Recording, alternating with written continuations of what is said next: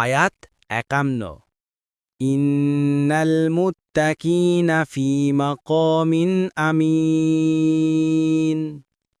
অনুবাদ: নিশ্চয়ই মুত্তাকিরা থাকবে নিরাপদ স্থানে। তাফসির: ১ নম্বর ফুটনোটের বিবরণ।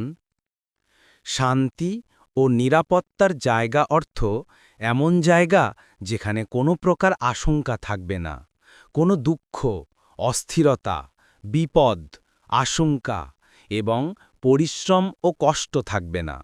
হাদিসে আছে, রাসূলুল্লাহ সাল্লাল্লাহু আলাইহি ওয়াসাল্লাম বলেছেন, জান্নাতবাসীদের বলে দেয়া হবে, তোমরা এখানে চিরদিন সুস্থ থাকবে, কখনো রোগাক্রান্ত হবে না, চিরদিন জীবিত থাকবে, কখনো মরবে না, চিরদিন সুখী থাকবে, কখনো দুর্দশাগ্রস্ত হবে না, এবং চিরদিন যুবক থাকবে, কখনো বৃদ্ধ হবে না।